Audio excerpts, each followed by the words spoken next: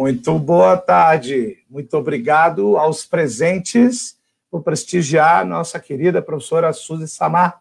É assim, né, professora, que pronuncia? Sim, Suzy Samar. É um prazer enorme tê-la conosco. Agradecemos antecipadamente, eu em nome de toda a coordenação, e acredito que toda a audiência também está muito, muito interessada em ver uma temática tão importante e que é relativamente uma exigência nova, né?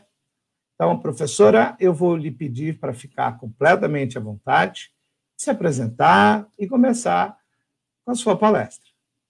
Ok, muito obrigada, William. Agradeço o convite, né, da organização do evento. Parabenizo vocês pela iniciativa de organizar esse primeiro encontro nacional online de professores que ensinam matemática, num ano em que nós estamos vivendo uma pandemia, em que está exigindo que todos, né, se reinventem nesse processo, tanto professores quanto estudantes, e estar hoje aqui podendo conversar com você sobre a educação estatística, em especial, né, a educação estatística no contexto da BNCC, é uma grande satisfação. Eu vou iniciar aqui a minha apresentação falando um pouquinho, né, sobre a professora Suzy, os caminhos, né, que eu trilhei para chegar até aqui, e também iniciando essa conversa de onde eu falo.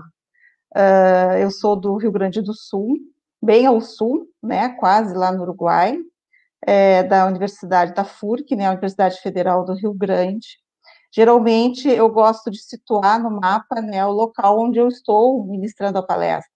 Só que hoje nós estamos, né, agora neste momento, aí, de forma online, e com as pessoas assistindo em diferentes locais, né? Então, eu coloquei só a minha situação, onde estou situada, e para vocês conhecerem um pouquinho aqui da minha região, aqui, apesar de ser águas muito frias, né, muito ao sul, nós temos um verão bem curtinho, de 3 meses, mas nós temos uma praia, que é a maior praia de extensão, né, do mundo, ela vai daqui até lá o Uruguai, e é uma praia que tem uma particularidade, que os carros, né, podem ficar ali na beira.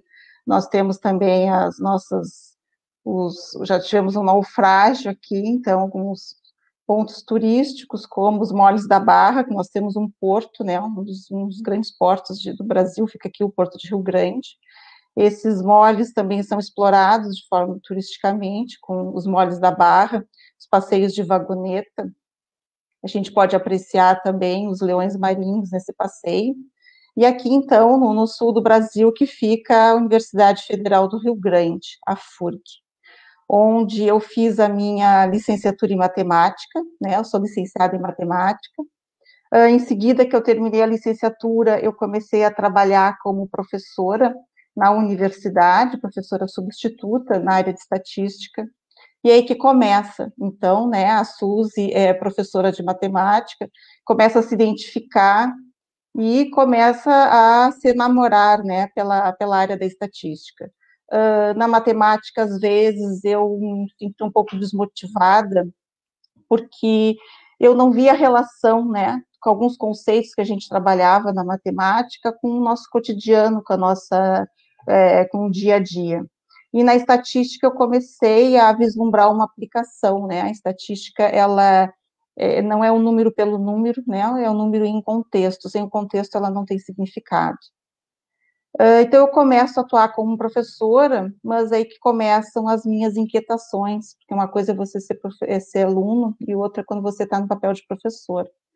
E quando eu começava a explicar os conceitos de estatística e de probabilidade, eu percebia que os alunos, eles não entendiam, né? Eu tentava usar outras abordagens, mas eu percebia a dificuldade deles. E muito dessas dificuldades tinham sido minhas também, né, durante a minha graduação. Eu vi uma estatística de uma forma assim, bem tradicional, definição, exemplos e listas de exercícios. Poucos trabalhos eu fiz para relacionar a estatística com o cotidiano ou com atividades mais práticas. Então, eu comecei a buscar, né, formas de trabalhar, mas como eu não tive isso na minha formação, eu me sentia muito perdida. Nesse meio tempo, eu estava como professora substituta de estatística, mas eu passo num concurso aqui do município e eu, então, começo a trabalhar como professora da educação básica. Trabalhei com os anos finais do ensino fundamental, mas em seguida sai um concurso na FURG para estatística, então a partir de 2003 eu começo a atuar aqui na universidade como professora efetiva de estatística, e as inquietações continuaram a me acompanhar. Naquela época eu só tinha o mestrado, e então eu comecei a pensar que para atuar na docência eu precisava refletir mais sobre esse ser e fazer docente. Então eu procurei o doutorado em Educação e Ciência, como eu estava aqui, né, não tinha muitos professores na área da estatística, e poucos, né, eu só tinha uma colega que se interessava pela educação estatística, nós começamos a procurar congressos, né, eventos, e começamos a pesquisar sobre a área, para ver o que os nossos colegas, que outros professores que tinham as mesmas inquietações estavam fazendo. Então, nessa caminhada, eu começo a participar de encontros da área da educação matemática, e eu percebo que é nestes encontros que a educação estatística está presente, que quem pesquisa, os professores da educação básica interessados pela área da estatística também participam, porque a estatística ela entra na educação básica já com os parâmetros curriculares nacionais, então a partir lá de 1997, 98, inicia esse movimento, então aumenta o interesse, né, tanto dos professores que já estavam em atuação, quanto na formação inicial de professores, programas de pós-graduação.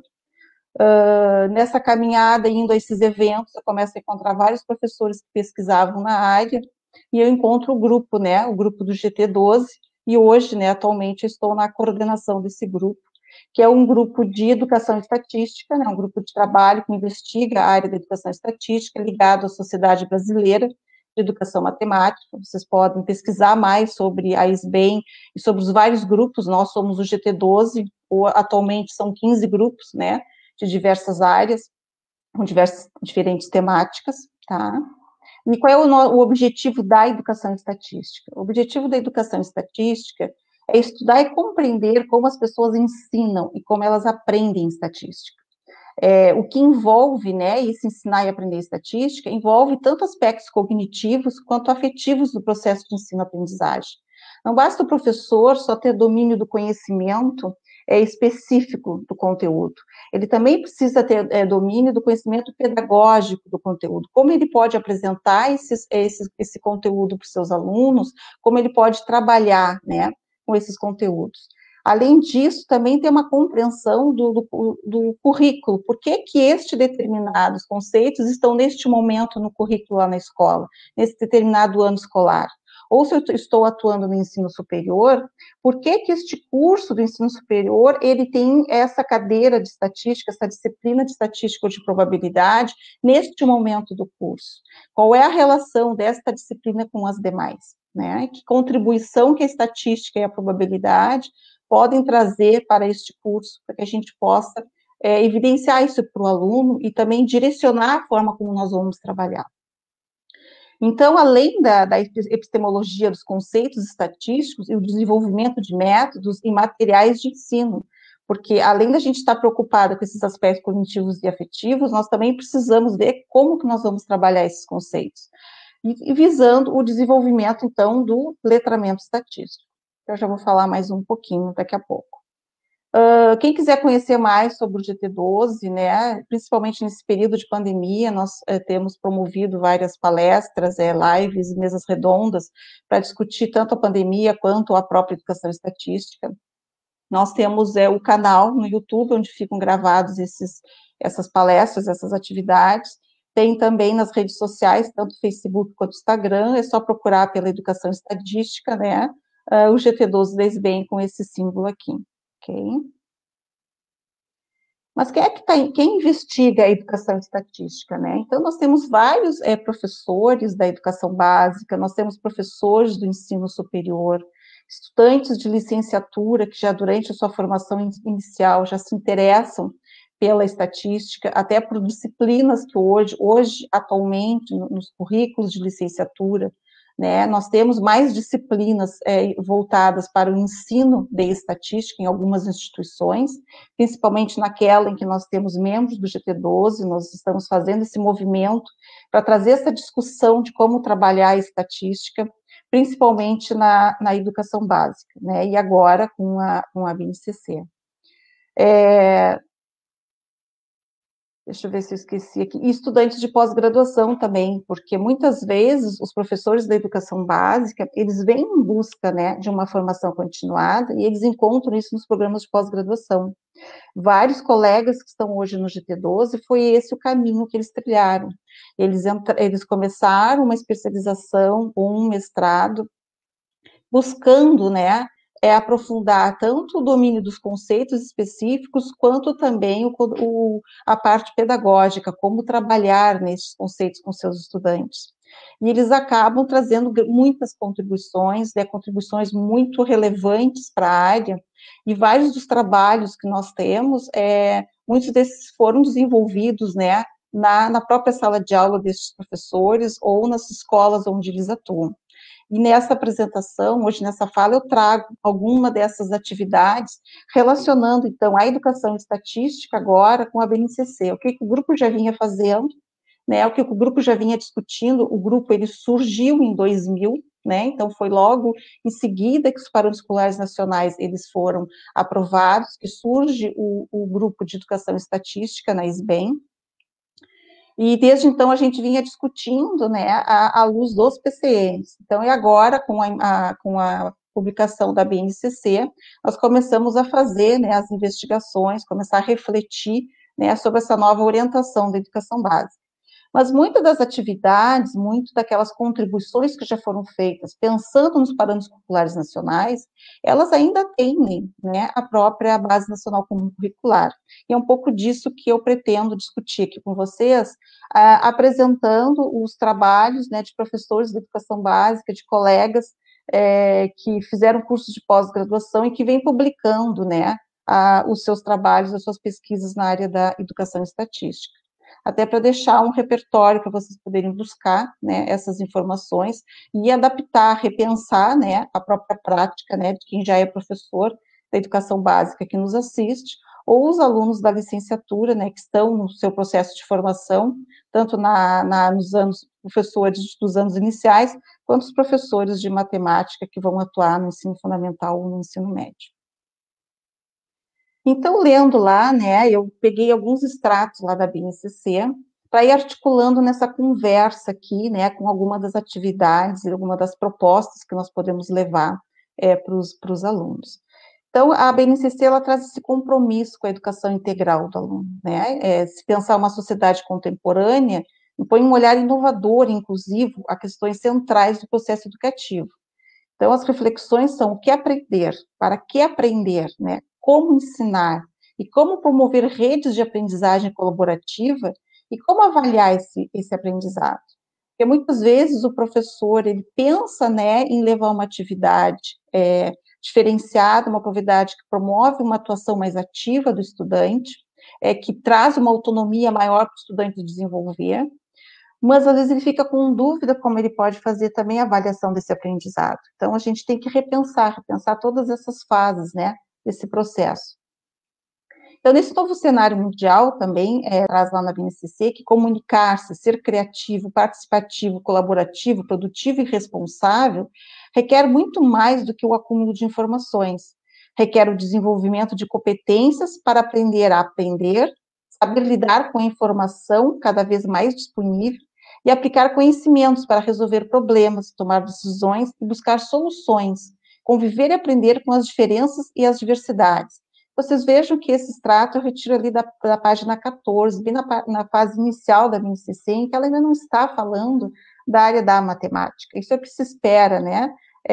Que se desenvolva ao longo da educação básica no estudante. Mas isso está intimamente relacionado com a própria estatística. Nós temos muita informação disponível hoje, e nós precisamos saber como que a gente pode transformar essa informação em conhecimento. Como fazer uma avaliação crítica dessa informação? Como fazer uma coleta de dados, organizar esses dados de forma que depois eu possa tomar uma decisão a partir deles. Então, isso está intimamente ligado com a própria área da estatística, com a própria proposta, né, que a estatística ela é bem adequada, que é o ensino por projetos, né, ensino por investigação, pela pesquisa.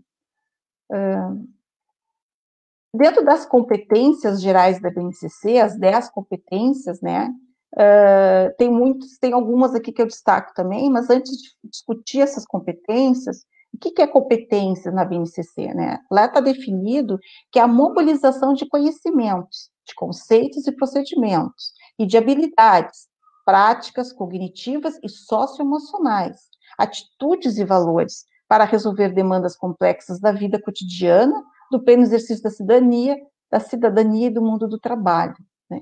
Então, aqui, o que são essas competências, né? É a mobilização desses conhecimentos, de habilidades, de atitudes e de valores.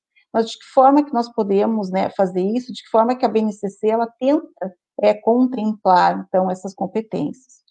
Então, ela apresenta 10 competências, e que aqui eu trago só um resumo para a gente poder discutir, em que eu vou atrelando algumas delas, né, que são as competências gerais ainda, sem adentrar na área da matemática ou de nenhuma outra área do conhecimento, né, mas o conhecimento, que é valorizar e utilizar os conhecimentos sobre o mundo físico, social, cultural e digital, e que a gente pode explorar muito, né, tanto a estatística quanto a probabilidade aqui. O pensamento científico, crítico e criativo, exercitar a curiosidade do estudante, né, a curiosidade intelectual, e utilizar as ciências com criticidade e criatividade. Então, a estatística, ela também nos auxilia a atender, né, a desenvolver essa competência 2. A comunicação, utilizar diferentes linguagens. Hoje a gente, principalmente nesse período de pandemia, quando nós ligamos a televisão, a todo momento, né, nós estamos sendo bombardeados com informações, com gráficos, e essas informações, elas são apresentadas em diferentes linguagens para nós. Existe a linguagem gráfica, existe a linguagem textual, né, ou por estatísticas, por números, né, por taxas, e de que diferentes linguagens a gente pode utilizar para comunicar a informação. Então, a gente pode ir analisando a argumentação, né, a competência 7, argumentar com base em fatos e dados e informações confiáveis, está intimamente ligado, né, com a nossa área, porque de que forma que eu posso confiar numa determinada informação? Como eu posso analisar um resultado e verificar a confiabilidade desse resultado?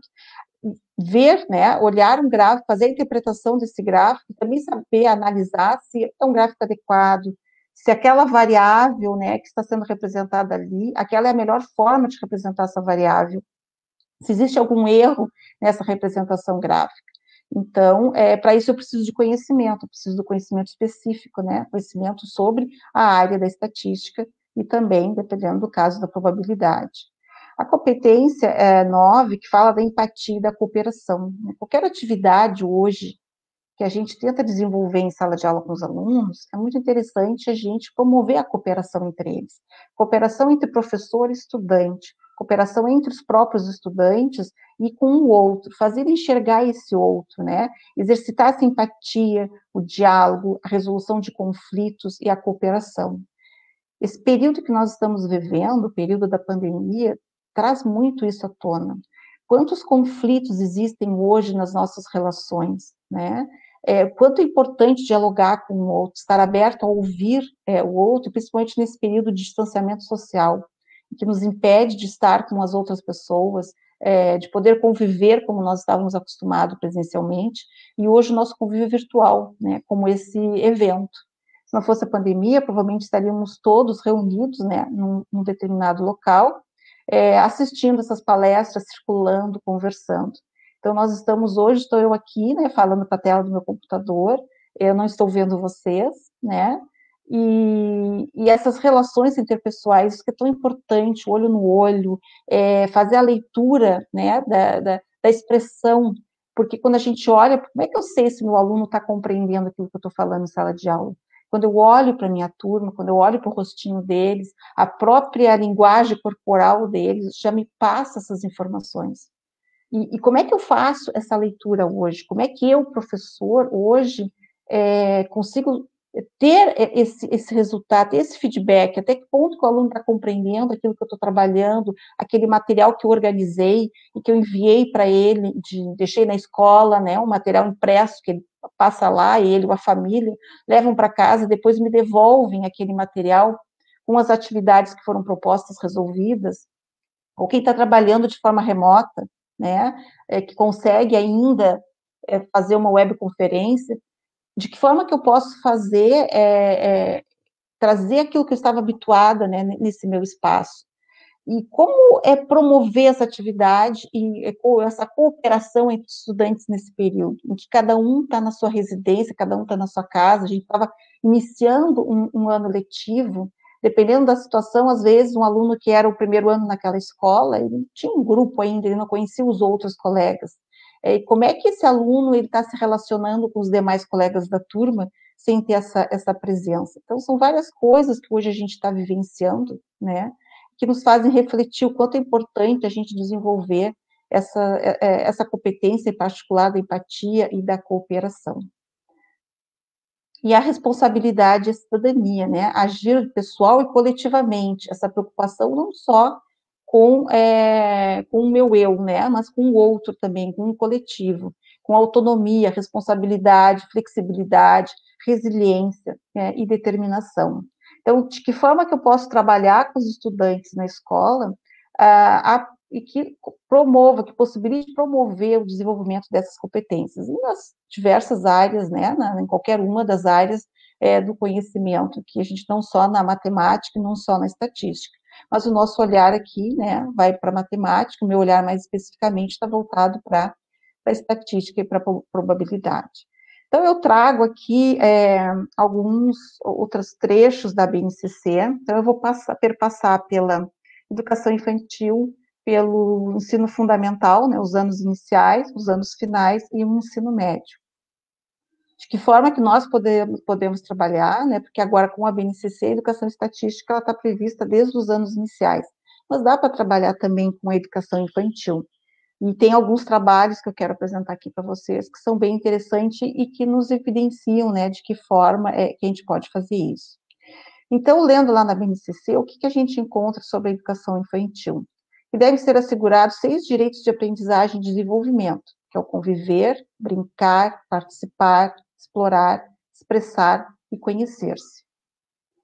E esses estabelecem, então, 5 campos de experiência, que é o eu, o outro e o nós, o corpo, gestos e movimentos, traços, sons, cores e formas, a escuta, a fala, o pensamento, a imaginação, os espaços, os tempos, as quantidades, as relações e as transformações.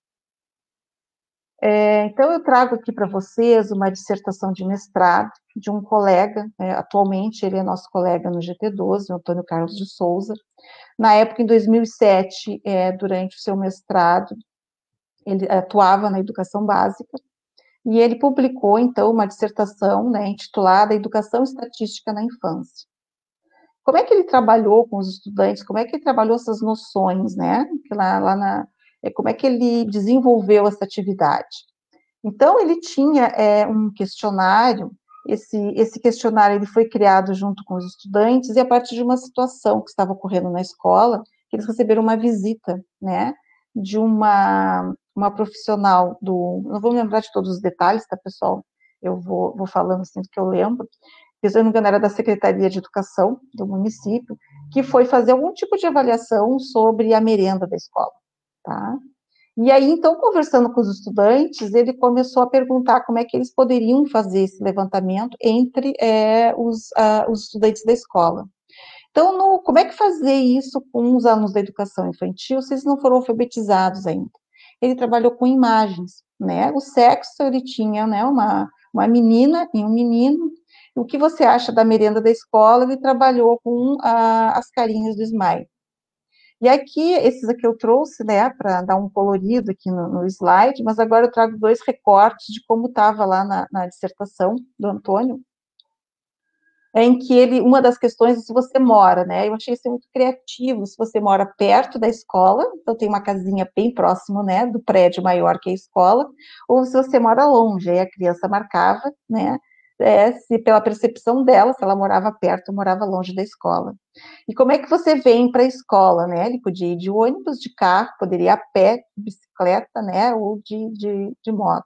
Então, eu achei muito criativa a forma como ele organizou, né? E tem outros itens também.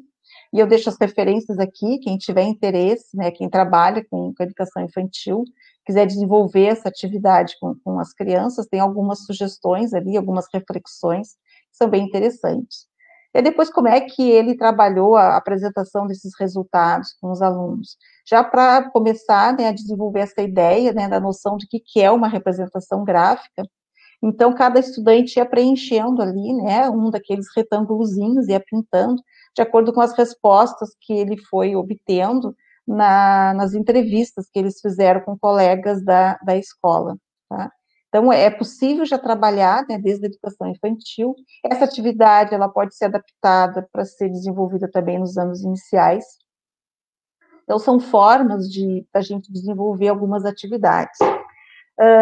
Numa disciplina que eu criei aqui na FURG, que é uma disciplina de ensino de estatística para licenciaturas, essa disciplina foi criada em 2017, a proposta era justamente que atrair, né, alunos de diferentes licenciaturas para a gente poder desenvolver um trabalho mais interdisciplinar. Nessa turma, eu tinha uma aluna que ela estava fazendo a licenciatura em matemática, mas ela já tinha o curso de pedagogia. E eles tinham que criar uma atividade na disciplina. A atividade que ela desenvolveu, essa atividade ela não foi publicada, tá? Foi desenvolvida pela acadêmica, pela Patrícia, em que ela trabalhou com, ela contou uma história, né, para os alunos da educação infantil, ela fez uma visita a uma escola, né, que receberam a Patrícia para desenvolver essa atividade com as crianças, em que ela contou a história da surpresa de Randa. Então, é uma menina que vai com um cesto de frutas na cabeça, e ao longo do caminho, né, ela passa por várias árvores, e cada animal, né, diferentes animais, vão tirando, né, uma fruta da cesta dela, até que a cesta fica vazia. Quando ela está chegando próximo ao final, né, do caminho, um bode bate numa árvore de tangerinas e cai várias tangerinas na cesta. E a surpresa dela, quando ela chega no seu destino, que ela está levando algumas frutas para um amigo, em que ela vê que na cesta dela não tinham as frutas que ela tinha selecionado, mas tinham várias tangerinas.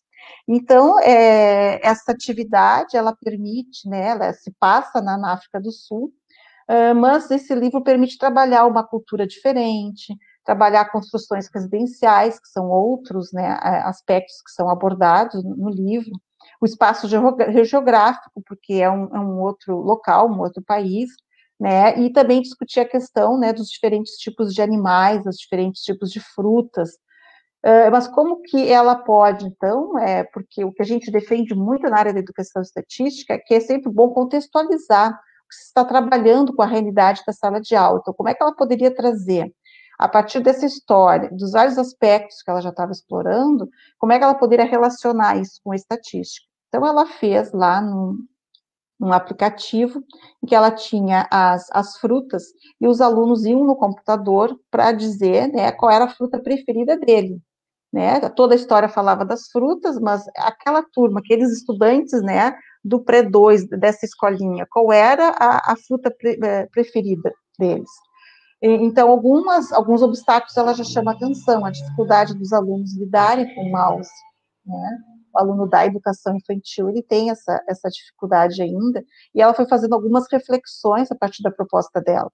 Mas o professor que não tiver acesso à tecnologia, ou se for trabalhar com esse nível de ensino, talvez o mais adequado, né, para facilitar a participação dos estudantes, seja trabalhar com um quadro, pode ser um isopor, né, ou um EVA, uma cartolina, em que os alunos podem ir colando as cartinhas com as frutas, né, com as diversas frutas que tem ali. Aqui, no caso, ela colocou as 7 frutas que a Randa levava, e mais a tangerina, né, que foi a fruta que acabou, as únicas que tinham na cesta no final.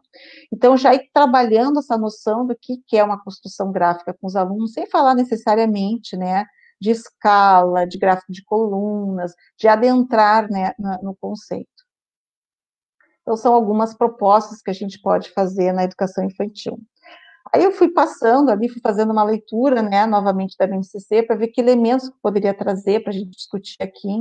E aí eu resolvi trazer, assim, 2 competências específicas de matemática, né, para o ensino fundamental. A 1, que trata de reconhecer, né, que a matemática ela é uma ciência humana, fruto das necessidades e preocupações de diferentes culturas, em diferentes momentos históricos, né? É uma ciência viva que contribui para solucionar problemas científicos e tecnológicos e para alicerçar descobertas e construções, inclusive com impactos, né, no mundo do trabalho. A BNCC, ela traz muito essa preocupação, né, com o mundo do trabalho. Então, de que forma que a gente pode apresentar a matemática para os alunos, para que eles compreendam a aplicação que a própria matemática tem na sua própria vida, né? E agora, com tudo que a gente vem vivendo na pandemia, a gente vê o quanto que nós precisamos da matemática, né? O quanto que nós precisamos de conceitos da área da matemática, da área da estatística, para poder compreender, né, essa situação que vivemos hoje, né? A necessidade desse distanciamento social, né, enquanto nós não temos uma vacina que possibilite, né, imunizar a população, acompanhar que decisão que eu tomo, eu permaneço em casa, em distanciamento social, apesar, né, de todas as consequências que isso traz para a minha vida. O que eu posso defender, que decisão que eu posso tomar? Eu preciso de informações, eu preciso saber como está a incidência, né, da pandemia na minha região, eu preciso saber, para poder avaliar o risco de contágio, cuidados que eu posso ter, e quando eu começo a adentrar para compreender melhor esse contexto, nós nos deparamos com taxas de mortalidade, taxa de incidência, letalidade. Então, são tudo conceitos que eu posso discutir com os estudantes. Qual é a diferença entre uma taxa de mortalidade e uma letalidade, né? O que me auxilia a chegar num determinado valor e por que com essa relação, né, essa razão, quem está no numerador, né, dessa taxa, quem está no denominador, e de que forma que eu posso interpretar isso? O que é uma epidemia? O que é uma pandemia? O professor de biologia pode fazer essa discussão com os seus alunos, o professor de matemática pode vir com a discussão da representação gráfica também, além das taxas. Qual o melhor gráfico? O que é um gráfico, né, de frequência acumulada, que hoje a gente vê muito sendo transmitido na mídia? Eles vão acumulando as informações, a gente só vai vendo aquelas colunas cada vez maiores. Como que a gente pode auxiliar o estudante a compreender? Fazer uma leitura de um gráfico de setores, qual é a diferença do gráfico de setores para o gráfico de colunas? Eu tenho um gráfico de setores e ali o que eu estou visualizando? Eu estou visualizando o quanto que a parte ocupa no todo, né? Isso que um gráfico de setores, ele me possibilita identificar mais facilmente, ele me dá essa razão entre a parte e o todo. Já o gráfico de colunas ou o gráfico de barras me permite fazer a comparação, qual que tem a maior quantidade. Então, dependendo do tipo de informação que eu quero explorar, dependendo do tipo de informação que eu quero que a pessoa faça uma leitura mais rápida, isso vai perpassar pela decisão de qual gráfico eu vou utilizar, porque tanto o gráfico de setores quanto o gráfico de barras, seja horizontais ou seja verticais, nos possibilitam trabalhar com variáveis qualitativas. Para variáveis quantitativas, quando a gente trabalha com idade, com estatura, né, isso aí eu tenho outros tipos de gráfico que me permitem, então, fazer essa apresentação, que não seria o gráfico de coluna, seria o gráfico histograma, né, um gráfico semelhante ao gráfico de colunas, mas ele tem algumas particularidades.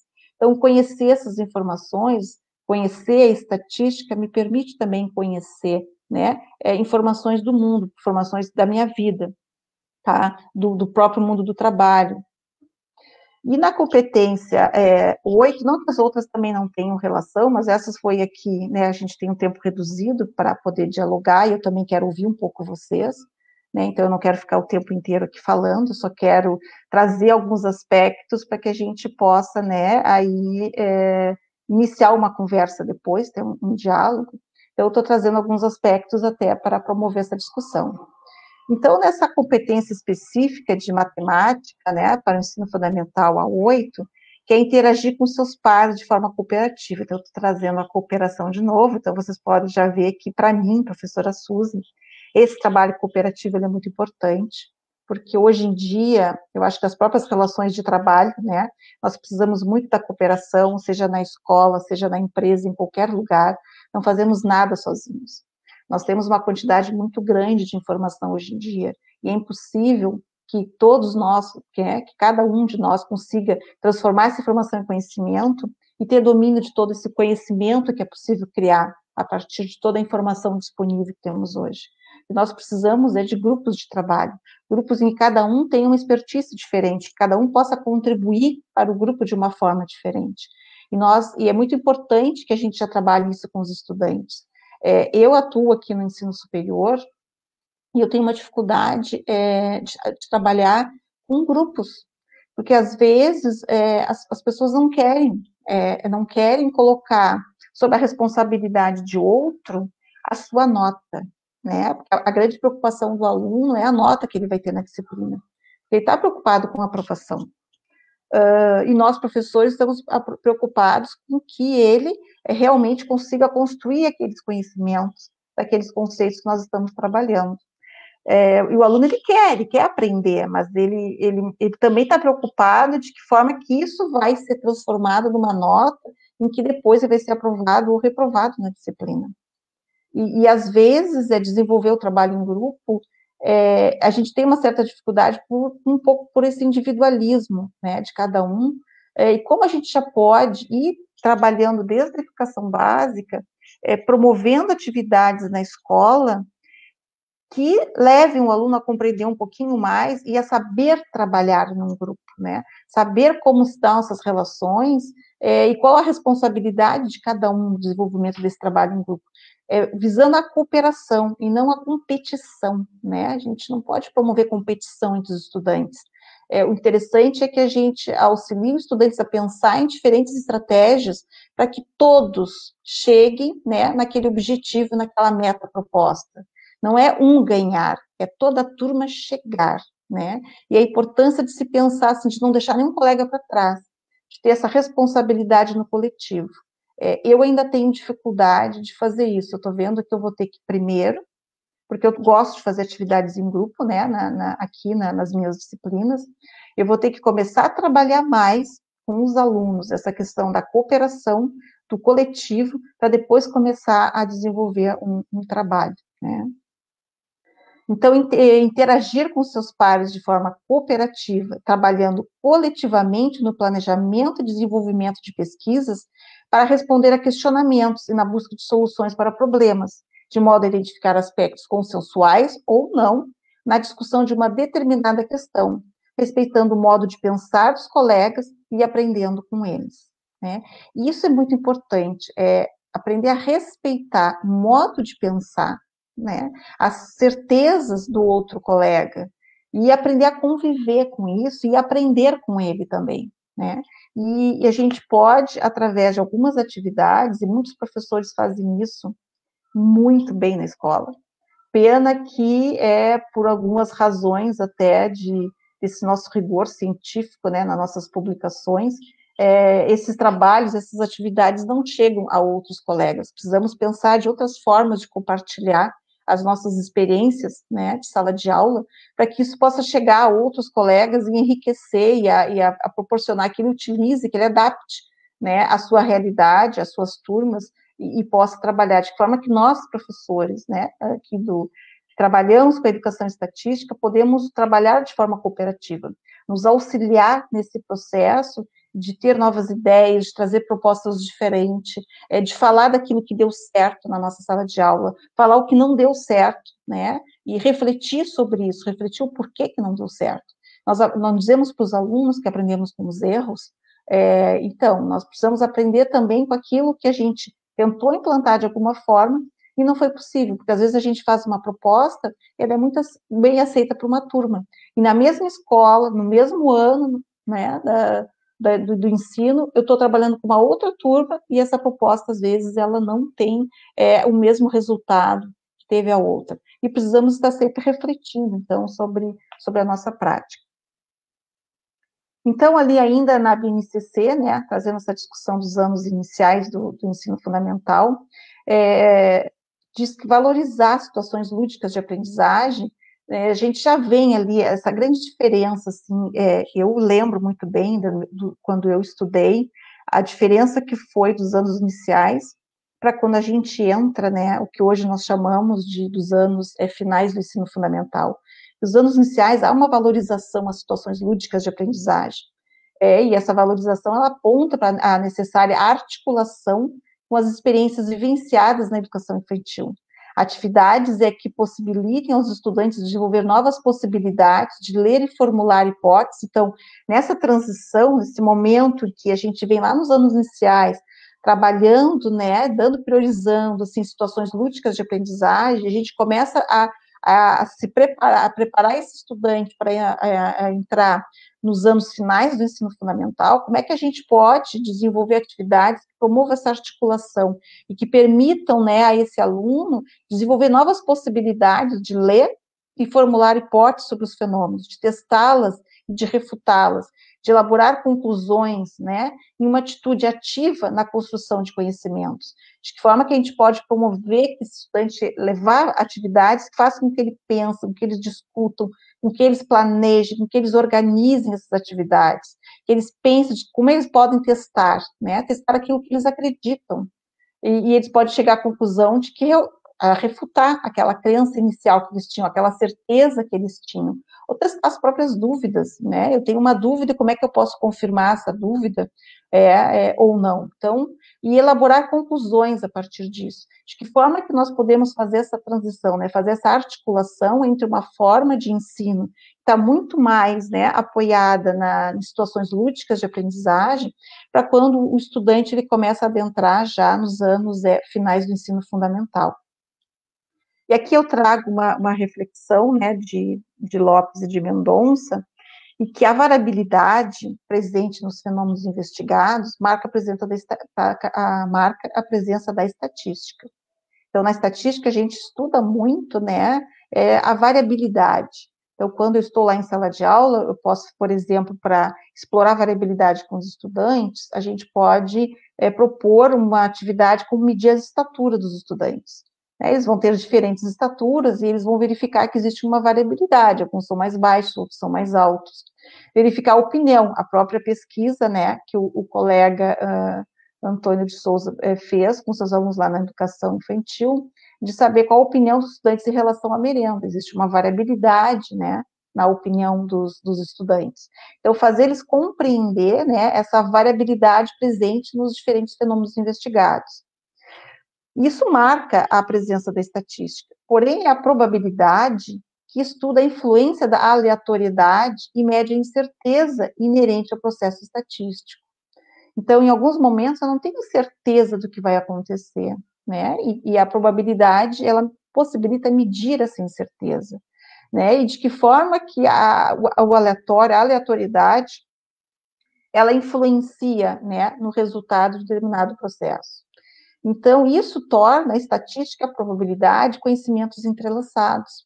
De que forma que nós já podemos ir evidenciando para o estudante esse entrelaçamento entre a estatística, que nos permite coletar dados, organizar, apresentar esses dados, né, seja por gráficos, seja por tabelas, seja por medidas, como média, mediana, moda, desvio padrão, como que a gente pode atrelar isso à probabilidade.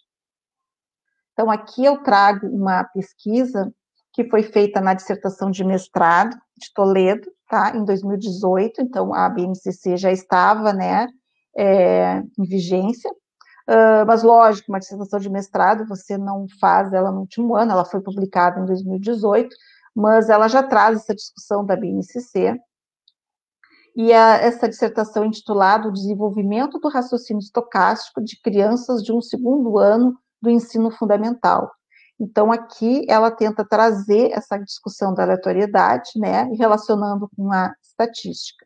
Então, ela traz uma atividade do boliche. Então, lógico, se a escola tiver, né, esse material, ela pode trabalhar com os alunos, mas se não tem, é algo que o professor também pode improvisar junto com os estudantes. Então, aqui tem a sugestão de trabalhar com garrafas PET, tá? A bola, o professor pode improvisar, pode utilizar uma bola de papel ou de outro material, ou uma bola que tenha na escola, algum colega pode trazer.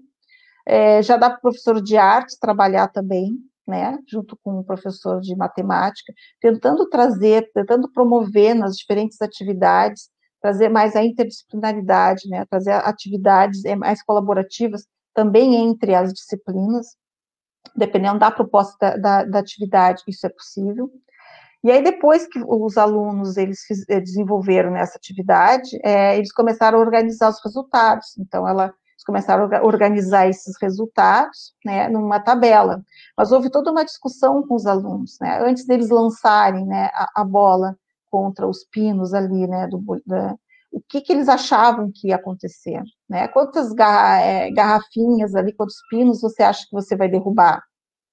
E por que você não sabe? Poder explorar, né, essa incerteza com os estudantes e depois explorando de que forma que a gente pode organizar esses dados. Então, aqui ela começa a montar uma tabela de frequência e depois os estudantes auxiliam, né, na construção de um gráfico em que ela vai representando pelos quadradinhos de uma forma semelhante ali o trabalho do colega do Antônio, tá?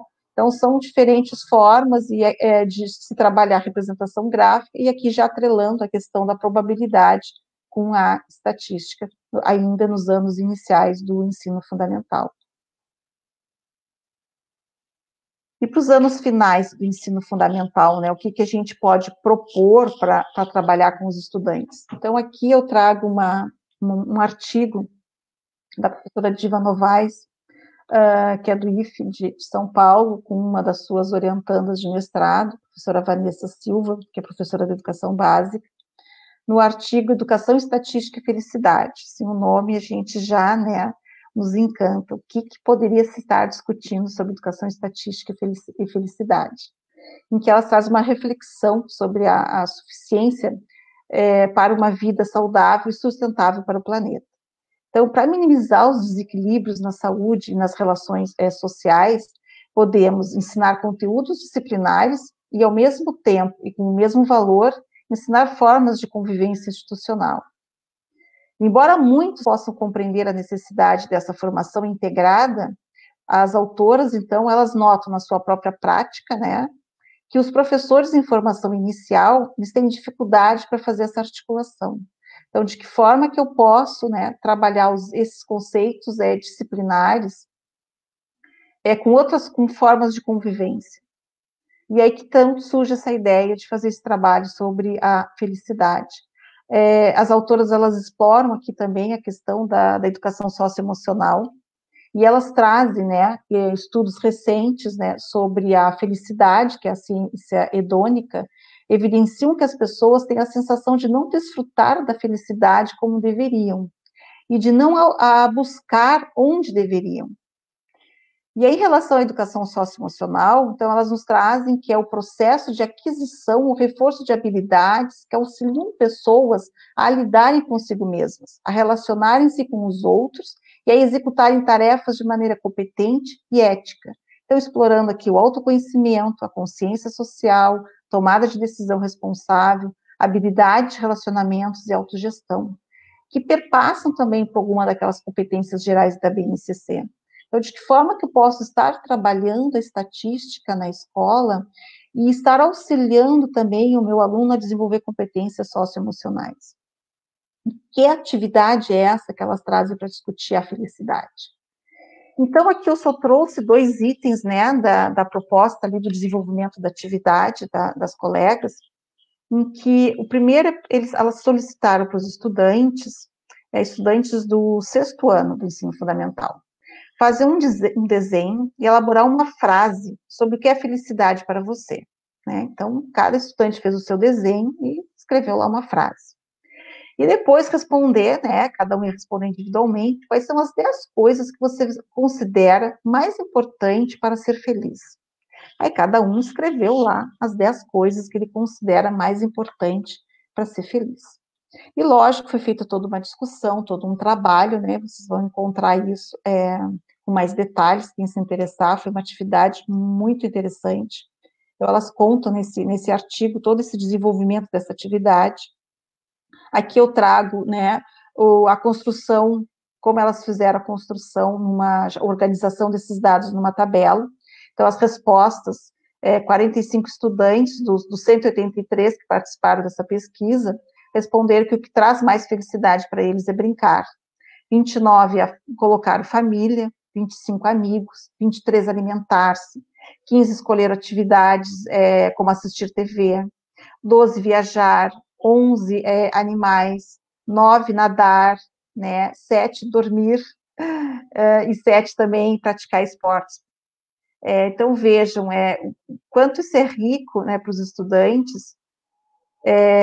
Aqui são 183 resultados, mas foram 25 estudantes que participaram, que cada um deles, né, elencou 10 atividades, né, 10 coisas que os deixavam mais felizes. Mas a participação, agora estou lendo aqui no final na tabela, que são tantos artigos, tantas atividades dos colegas, que às vezes os detalhes me passam, tá, pessoal?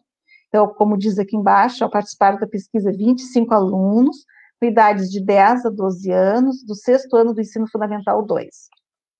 E aqui são as respostas, são os 10 mais citados, né? Então, tiveram outras citações também que não foram contempladas aqui. Mas o mais interessante dessa atividade, se eu botei mais alguma coisa depois, não, é que, além de fazer essa pesquisa entre eles, a proposta delas foi, agora vocês vão perguntar para os pais quais são as 10 coisas que eles consideram mais importantes para eles serem felizes. E depois vocês vão fazer a mesma coisa, a mesma pergunta para os avós. E no final da disciplina do semestre, agora o detalhe, assim, eu não lembro, mas no final dessa atividade, houve uma apresentação, tipo uma mostra, né, na escola, e os familiares vieram participar, vieram assistir a apresentação dos resultados, né, das atividades dos alunos.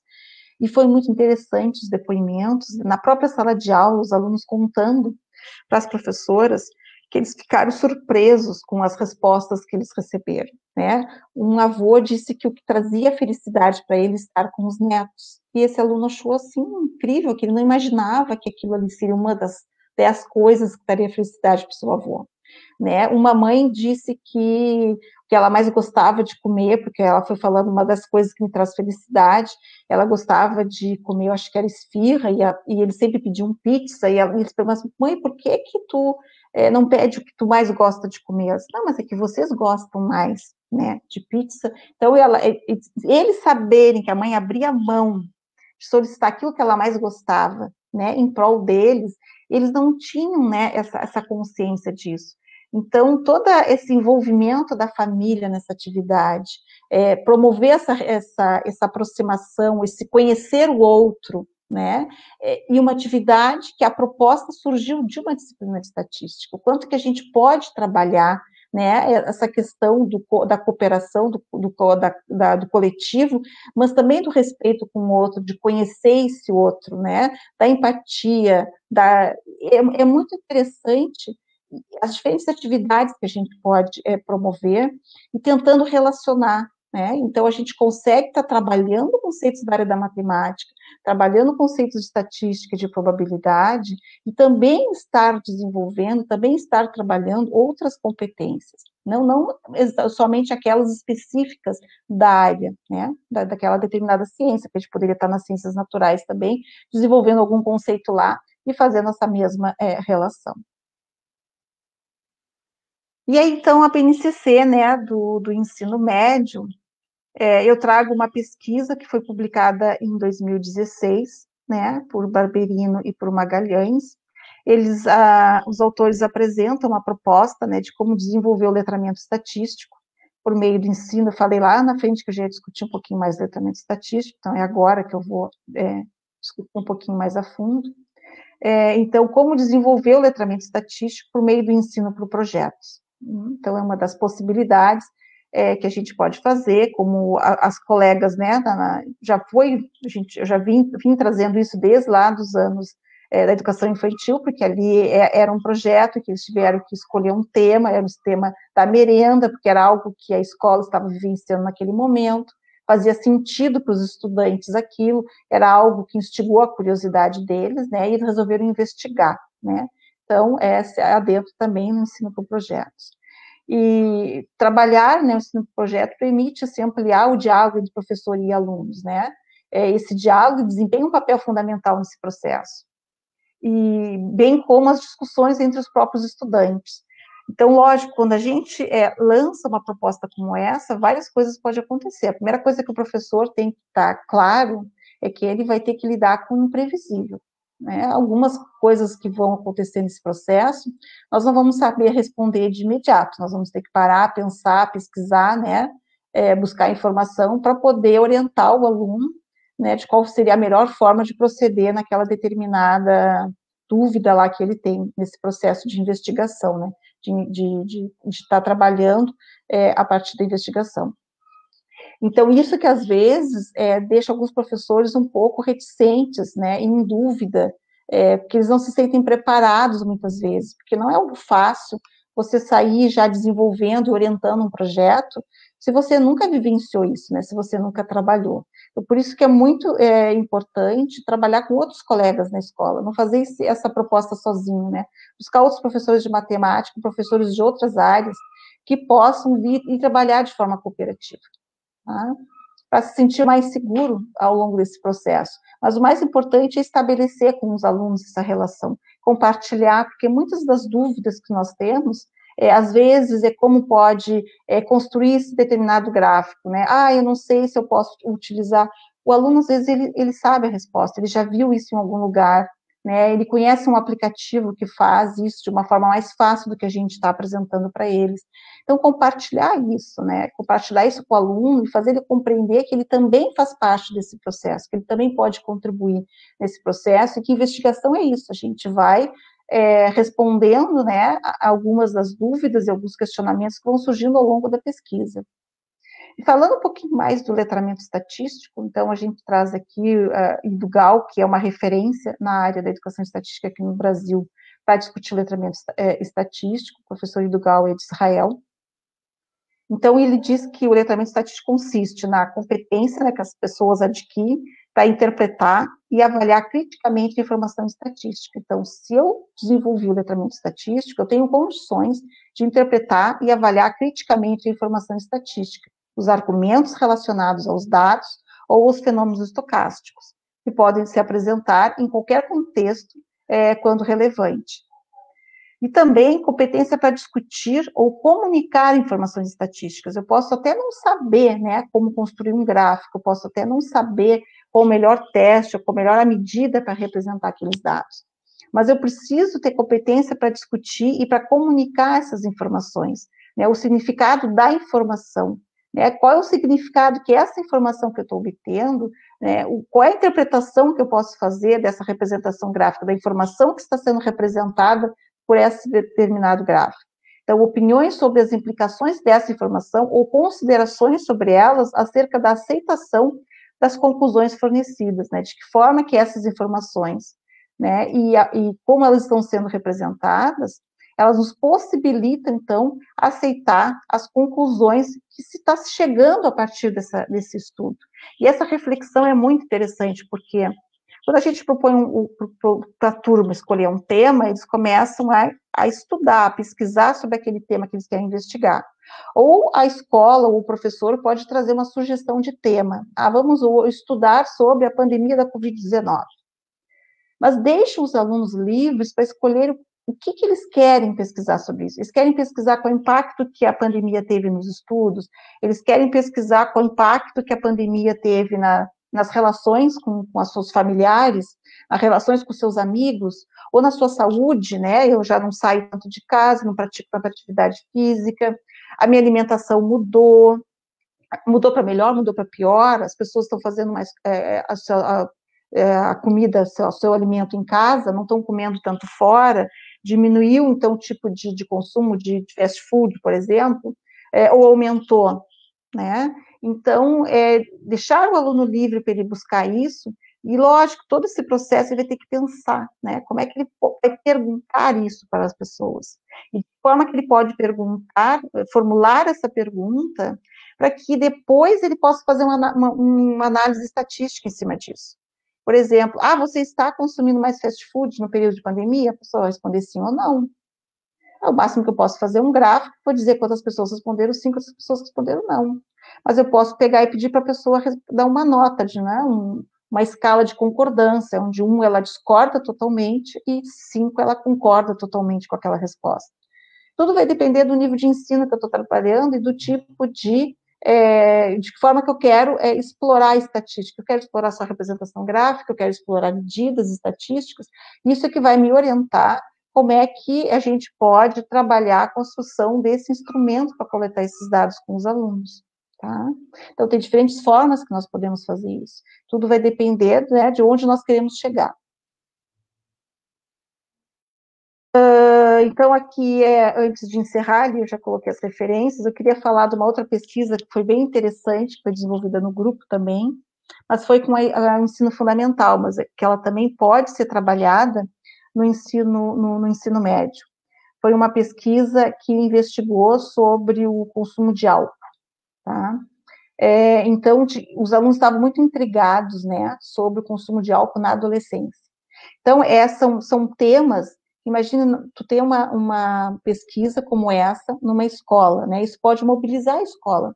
Então, você, como nesse caso, dessa pesquisa, trouxeram palestrantes, né, para discutir, uma pessoa para falar sobre esse assunto com os alunos, depois os alunos construíram um instrumento para coletar esses dados, né, e depois eles organizaram esses dados, entrevistaram colegas da escola e fizeram a apresentação para todos os colegas na escola.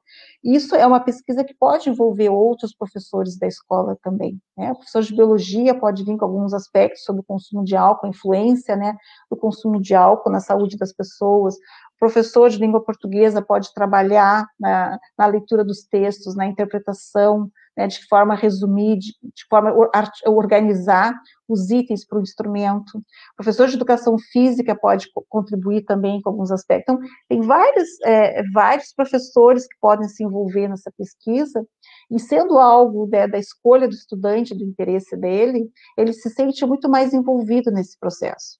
Tá? Isso que é importante, a gente envolver o aluno no seu processo de aprendizagem.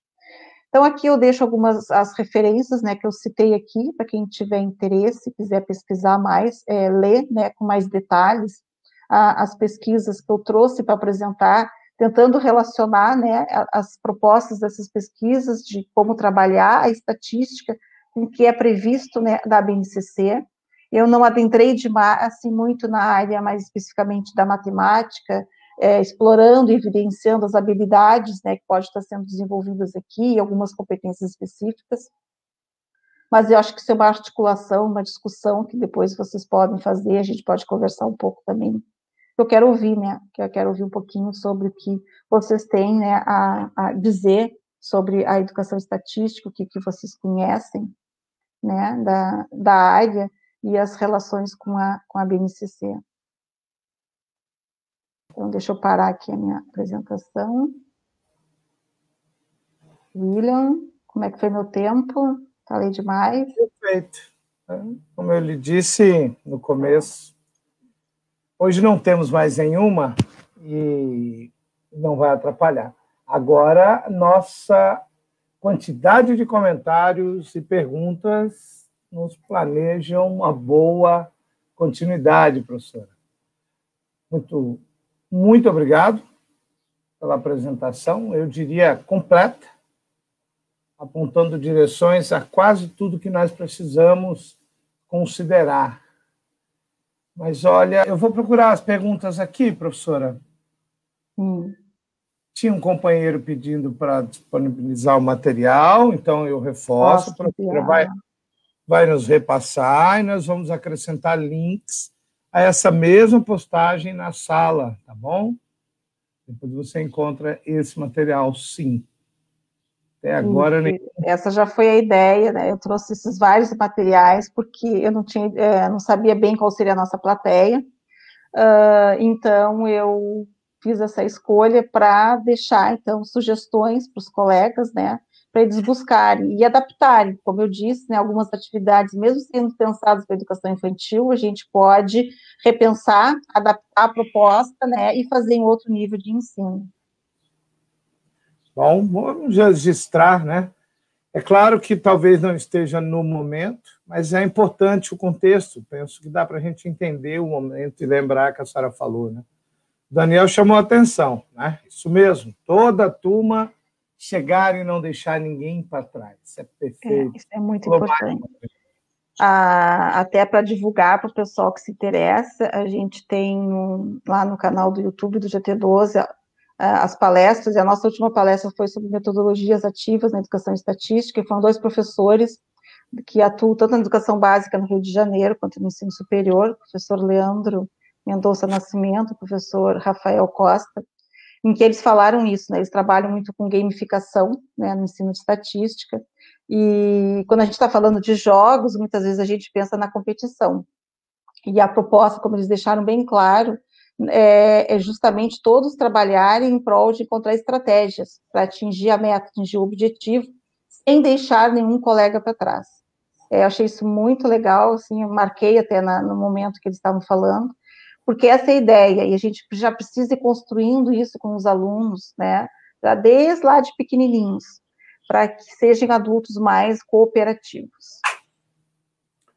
Na mesma linha, a gente tem, então, aqui mais uma pessoa associando a cooperação coletiva ao estímulo da convivência. A Braina, espero que seja, se me perdoe se eu estiver lendo errado. Aqui eu tenho a Cíntia. Acho que o caminho é esse, estimular atitudes ativas no processo de ensino-aprendizagem. Comentário que cabe até para além da temática da palestra, né, professora? Sim, tem que promover, né? Promover essa atitude mais ativa do estudante, e ele se sente... Porque hoje em dia, uma das coisas que as pessoas falam muito, e eu já trouxe muito isso no meu discurso também, porque eu participo tanto do grupo de pesquisa de educação estatística, quanto do grupo de educação à distância e tecnologia, né? Então, a gente tem que inserir a tecnologia no ensino, tem que inserir a tecnologia. Pessoal, para além, né, da tecnologia, o que é importante hoje é que, aí eu observo, eu tenho um neto de 11 anos que adora jogar videogame. E eu já joguei videogame, só que aqueles bem antigos, os primeiros que saíram, né? E o que é interessante naquilo ali? Passar os níveis, né? É te superar, é tu ir além do teu limite. A gente morre e volta pro jogo, por quê? Porque eu morri porque eu fiz alguma coisa errada, mas eu aprendi com aquele erro. Eu aprendi que eu não posso ir por aquele caminho, eu tenho que ir por outro caminho, eu tenho que usar outra estratégia para superar, a cada momento buscando a superação. É isso que a gente tem que promover. Essa atividade, ela não precisa envolver nada de estatística, tá? De estatística, de tecnologia. O que a gente precisa trazer com lápis, com papel, com lápis de cor, com caneta, com quadro negro, né? E com a oralidade, eu consigo engajar os alunos, mas desde que eu proponha atividades para eles em que eles se sintam participantes daquele processo, em que isso traga algum desafio e que ele tenha que buscar caminhos para resolver, que não seja mais simplesmente resolver uma lista de exercício. E agora eu estou olhando aqui os comentários, estou vendo aqui a professora Rejane Silveira da Silva, que ela é uma professora, que é professora aqui do nosso grupo de pesquisa também, e eu escrevi um artigo com a Rejane para a ZTTQ, de onde eu trago algumas dessas propostas que eu apresentei para vocês, a gente discutiu, né, nesse artigo ali, tanto da Toledo quanto do Souza, e a gente tentou compilar, assim, alguns trabalhos, né, para mostrar, né, e trazer o que tem de bom, que tem sendo feito, tem sendo produzido na área. Tu separasse aqui um outro comentário, né, William? Aí só agradecer a Rejane aí pela participação, pela parceria nesse trabalho, que foi muito interessante. Eu não estou encontrando, professor, eu caí rapidinho aqui na sala, talvez os comentários tenham mudado. Bom, tá, eu vou olhar aqui. Então. Uma pergunta interessante, né? Não é bem só uma pergunta. Gleidson Correia, professora, a BNCC dedica um bloco específico para a probabilidade estatística, mostrando a sua importância para a formação do estudante. Entretanto, os cursos de formação de professores de matemática, via de regra, possuem apenas uma disciplina para dar conta de todo o currículo de probabilidade e de estatística. Enquanto outras áreas, como álgebra e geometria, possuem diversas disciplinas. Quais ações o GT12 tem tomado frente para que esse cenário na formação de professores de matemática terminou, porque talvez tenha acabado. Mude, né? Mude esse cenário. Ótimo, Gleidson, excelente tua colocação. Nós temos trabalhado, e esse grupo ele cresceu, né? Ele era um grupo bem pequeno de professores. Hoje nós já somos um número maior e estamos aí distribuídos pelo Brasil. Eu acho que só temos uma região do Brasil, que é Centro-Oeste, que não temos nenhum integrante na área da educação estatística. Tem que lá verificar se os últimos que entraram, né, não tem alguém dessa região, mas nós éramos bem poucos alguns anos atrás, e tem crescido, e esse movimento, nós temos um grupo de WhatsApp também, que é aberto para quem quiser participar, tá? Quem tiver interesse, é só entrar em contato comigo, não precisa ser membro da SBEM, não. Lá a gente recebe todas as pessoas interessadas pela área, e lá nesse grupo trocamos muitas informações, e foi bem interessante um movimento numa das mudanças curriculares que teve aqui no Brasil, do curso de licenciatura em matemática, e esse movimento para tentar inserir mais disciplinas de estatísticas de probabilidade. Aqui na FURG nós temos uma situação muito boa, eu quando fiz a minha licenciatura tive uma disciplina anual, e que via toda a parte estatística descritiva, que geralmente é somente esta que é trabalhada nas licenciaturas, tinha a parte de probabilidade, ainda tinha um semestre inteiro só com inferência estatística, parte de testes de hipótese, intervalos de confiança, a gente vê tanto agora nas eleições, né, tantos pontos percentuais, né, para mais e para menos, o que é isso? Então, a gente trabalhava também aqui em inferência. Hoje, aqui a gente tem essa disciplina que eu falei para vocês, que eu comentei, que é o ensino de estatística para licenciaturas, e colegas de outras instituições, nós trocamos informações, ementas, sugestões, né, de disciplinas. Então, existem outras universidades, disciplinas com esse caráter de trabalhar como ensinar, né, os conceitos estatísticos de probabilidade para os estudantes. Estamos fazendo esse movimento, assim, de sensibilizar colegas que atuam nos cursos de licenciatura. Inclusive, nós temos até já um bacharelado de estatística que tem uma disciplina de educação estatística aqui no Rio Grande do Sul. Então, isso são avanços, porque uma das professoras do curso de estatística faz parte do grupo, né? Então, são conquistas que vão sendo, ao longo do tempo, né? A gente vai conseguindo. Bom, se me permitem um comentário, esperemos que agora, né, depois do famigerado documento de 19 de dezembro de 2019, um documento com o qual eu tenho convivido há muito tempo, que eu participo de um NDE, todos os companheiros, companheiras, né, colegas que fomentam a discussão e a reformulação das licenciaturas, pensem muito nisso, né? Também não é só decidir 60 horas, 120 horas, né, companheiro? É fazer um trabalho associado, com as referências renovadas, como a senhora está vindo aí e trazendo. Bom, eu quero registrar o comentário, desculpe, da Maria Helena, né? Ela também já está trazendo aqui mais um aviso para que a gente perceba que é necessário trabalhar com os futuros professores a ideia de incerteza na estatística. Concorda, minha amiga? Sim, com certeza. Incerteza, aleatoriedade, o que é o acaso. Precisamos trabalhar já com esses conceitos, né, com os professores, e agora, não só com os professores da informação inicial, com a BNCC, nós vamos precisar fazer um grande movimento de formação continuada, porque os professores vão ter o desafio de começar a trabalhar com a estatística, né, e com a probabilidade. Muitos desses professores, né, eles não viram isso na sua graduação, ou se viram, como o colega colocou agora há pouco, não vai dar conta, né, do que vem aí pela frente. E como eu disse, trabalhar com a pesquisa é um desafio, mas a gente tem que começar. As primeiras projetos que eu fiz com os alunos não foram perfeitos, pessoal, teve erros, e durante a apresentação, porque são vários alunos, a gente também não consegue administrar, né, e por isso que é importante deles fazerem apresentações para a sua turma, porque durante a apresentação os outros colegas vão chamando a atenção, eu ia percebendo algumas coisas e também ia comentando, e isso é que é importante, criar esse clima em sala de aula, em que os alunos, eles compreendam aquilo ali, aquela observação que o colega está fazendo, não como uma crítica destrutiva, mas como algo que vem a contribuir, algo que vem a refletir. E isso perpassa, esqueci de colocar na minha apresentação, a questão da avaliação, né? Porque o aluno precisa perder o medo de errar. Porque ele é avaliado, como ele é avaliado? A partir dos seus erros, né? Porque ele é penalizado pelo erro. O que sobra foi a avaliação dele, não olha se eu fui avaliado pelo que eu acertei, né? A minha avaliação reflete o que eu errei. Não, a gente tem que se permitir errar. Nós, professores, se permitir não saber ter a resposta, todas as respostas para os nossos alunos. E o aluno tem que se permitir errar também, e a gente compreender isso como um processo de aprendizagem. Não apaga, olha, analisa e tenta entender o porquê que tu errou. Não é isso que a gente faz no jogo de videogame, a gente entende o porquê que eu morri lá naquele determinado nível, e aí depois eu faço um outro movimento para conseguir vencer, para conseguir superar aquela fase. Então é isso que a gente tem que trabalhar com os alunos também. Eu errei, por que que eu errei? Compreender esse erro, e daí então eu não vou mais cometer esse erro lá à frente. E não punir o aluno, permitir reavaliar esse processo dele, analisar de onde o aluno saiu e aonde ele chegou.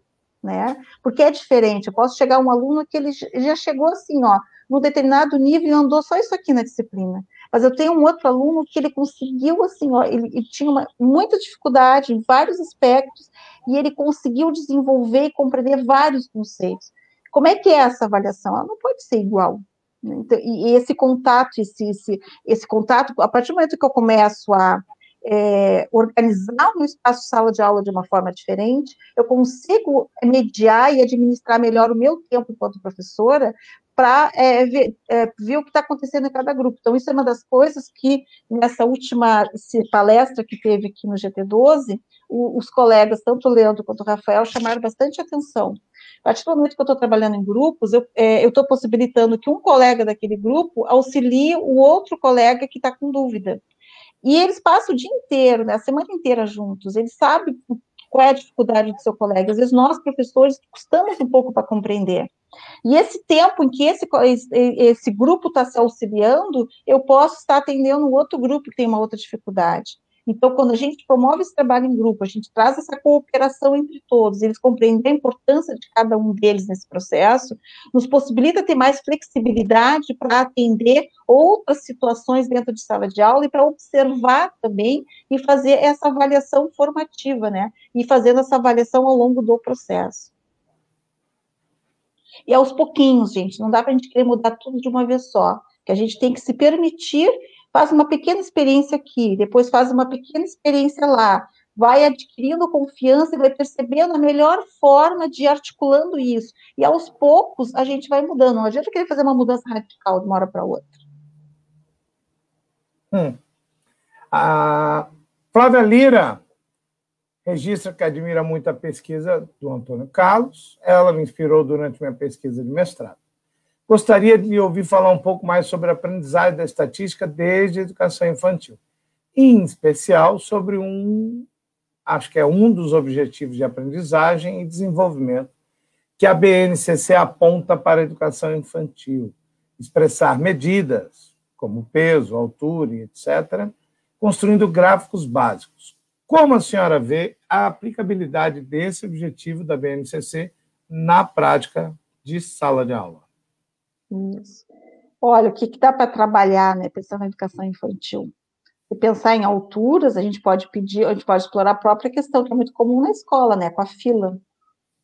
Eles vão se colocar em fila numa ordem crescente ou decrescente, e a gente pode tentar explorar com eles, por exemplo, quem é que está no meio, quem é que divide essa fila ao meio. Ou tentar identificar qual daqueles alunos ali, que grupo, que a gente consegue separar um grupo que a gente percebe que tem a mesma estatura, é a maior frequência. Olha, eu tenho 6 coleguinhas que têm a mesma estatura. Os outros só tem grupinhos de 2, de 3, e aí tem uma variabilidade. Já consigo uma variabilidade. Eu tenho alunos com várias estaturas, mas eu tenho 3 que têm a mesma estatura. Então, como é que eu posso trabalhar essas medidas? Lógico que eu não vou calcular isso com os estudantes, né? A gente vai ter que trabalhar com essas noções, explorando questões do cotidiano dos estudantes. Bom, nós temos aqui, o Bruno fez comentários, vamos pelo menos registrar alguns, ele está mostrando aqui para a gente que tem trabalhado com estudantes do segundo ano do ensino médio, e os quais pesquisam sobre educação no Brasil após a pandemia, usando o conceito estatístico para construir seus questionários, fazer tratamento de dados e sugerirem propostas de intervenção. Não só ele, mas eu também estaria muito curioso para ver o resultado final. Isso já é agora, a próxima quarta. Tem que trazer, ele vai apresentar aqui, então. Tomara, né? Vai ter uma apresentação sobre projetos aqui com um colega do GT12, o professor Cássio Giordano. Ele trabalha no ensino médio com projetos também. Amanhã eu creio que estarei com ele. Ah, então, ó, quem se interessou já pode assistir o Cássio.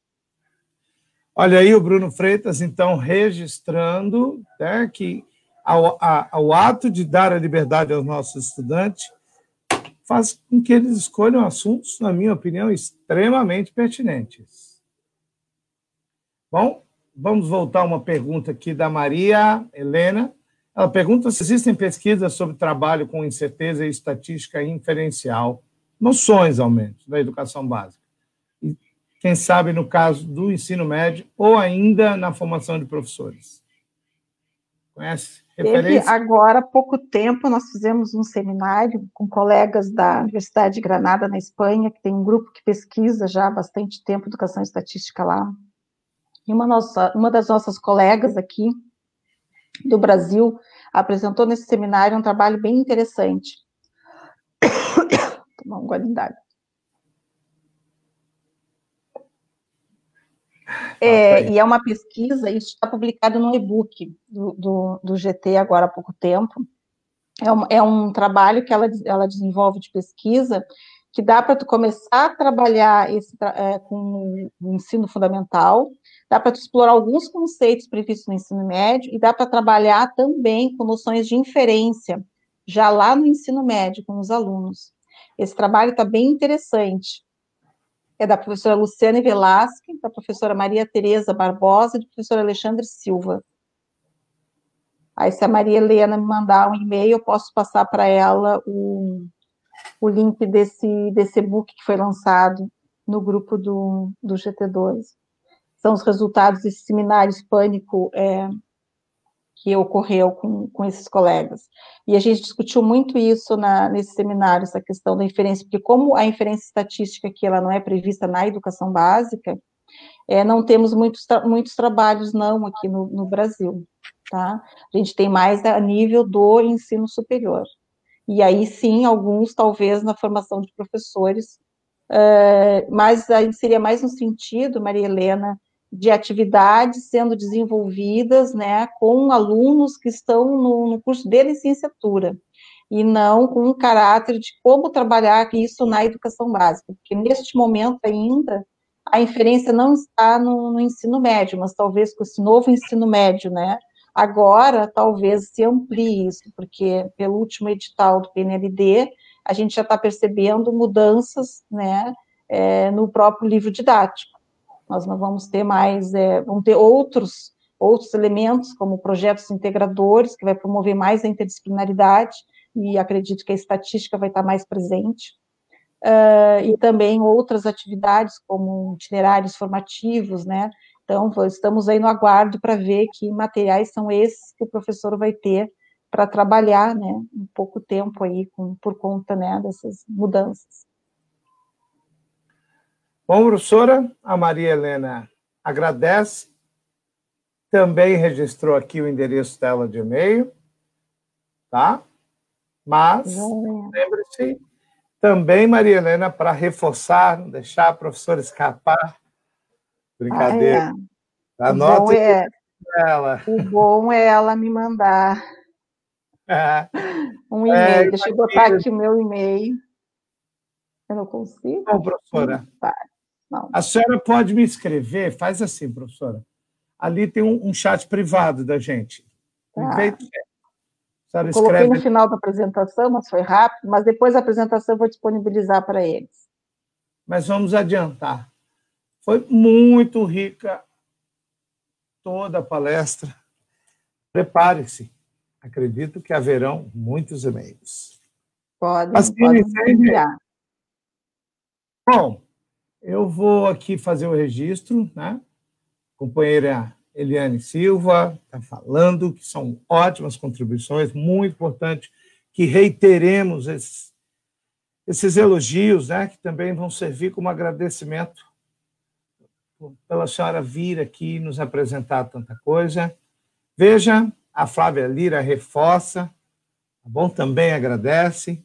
O Cássio está aqui com a gente.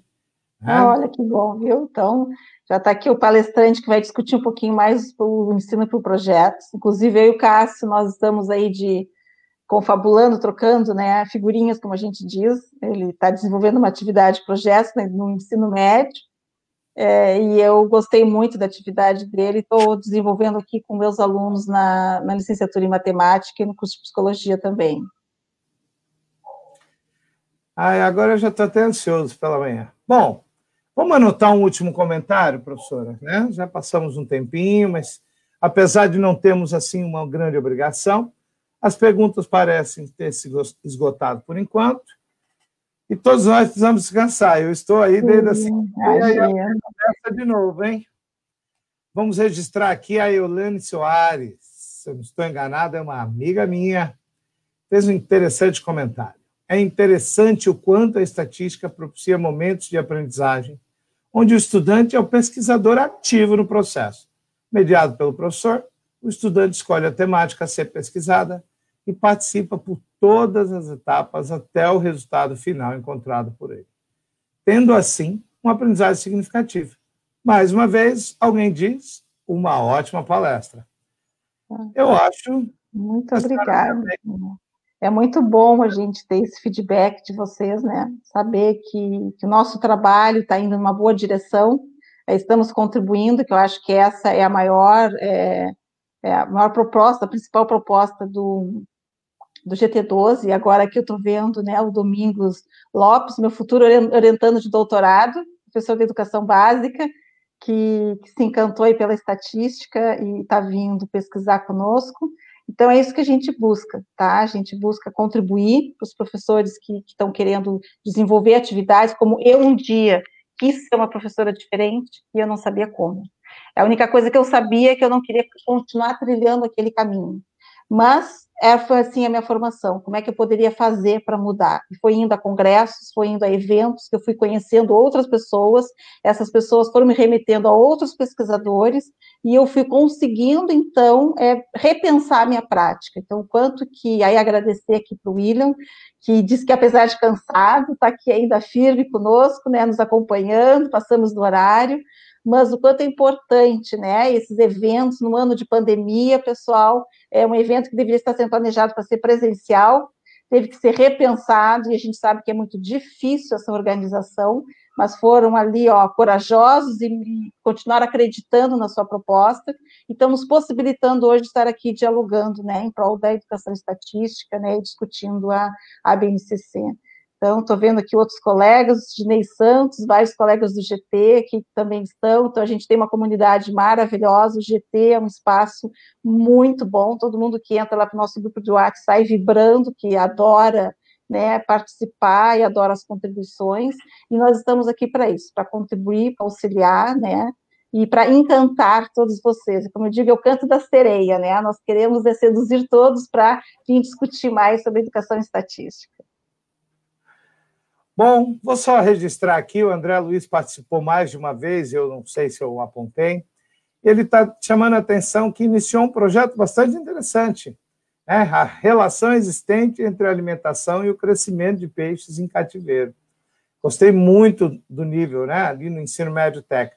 Infelizmente não concluiu, acho que o que você está querendo nos dizer é que vai ter que voltar lá, né, André? Muito obrigado, meu amigo. Vai ter que puxar essa sardinha para fazer alguma relação e correlação com a nossa aprendizagem. Brincadeiras à parte, eu gostaria de agradecer mais uma vez a participação da companheira e de toda a audiência. A coordenação fica muito feliz que todos estejam aproveitando o evento ao vivo, mas também esperamos que esses registros gravados acabem por mostrar novas direções, inclusive na formação inicial. Outro dia eu estava conversando com 2 amigos que estão para formar, e eles disseram que se dependesse deles, eles não iam pegar o diploma, que este ano eles se formaram muito mais nos eventos e nas palestras. É, no mínimo, uma boa provocação para a gente que trabalha nas universidades, né, professor? Vão terminar o curso porque são obrigados pelo diploma. Acho que todos nós devemos pensar muito sobre o formato que está engessado, como a senhora chamou a atenção. Exatamente, muito engessado, precisamos flexibilizar, mas aprender, né? Nós ainda não estamos bem preparados para toda essa cultura digital aqui. Precisamos ainda aprender mais um pouquinho para poder evoluir para o ensino híbrido, porque o ensino presencial como estava, exigia algumas mudanças, só que a gente não sabia bem como mudar, né?